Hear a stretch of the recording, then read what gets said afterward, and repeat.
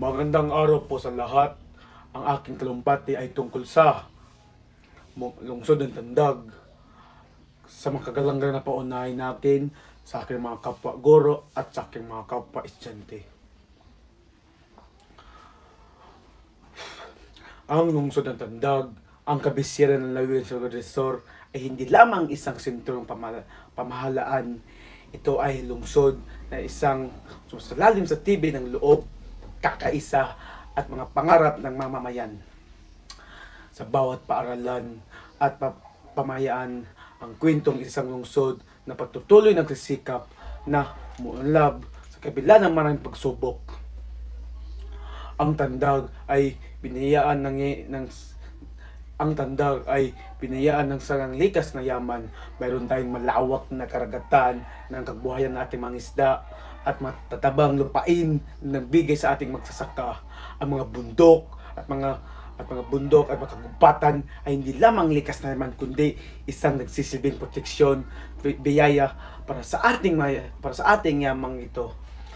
Ang mga yamang ito ay patunay sa Tandag ay may malaking potensyal para sa kaunlaran kung ito ay pahalagan ng mga tao at pangalagaan ng mga tao.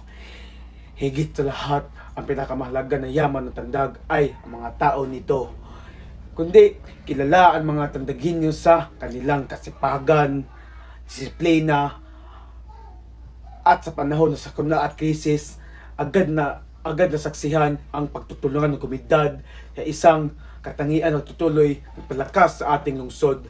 Ang pagkaisang ito ay pundasyon ang anumang pag-unlad na ang ating miti-miti. Sa paglipas ng maraming taon, kapansin-pansin ang pagtutuloy ng pagbago at pag-unlad ng Tandag.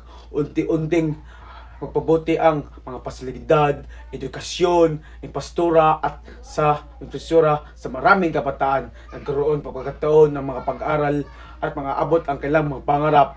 Ang produktiya, pagkaunlaran ng pag-asa ng Tandag ay patungo sa mas progreso at mas inunskriptibong kinakabukasan.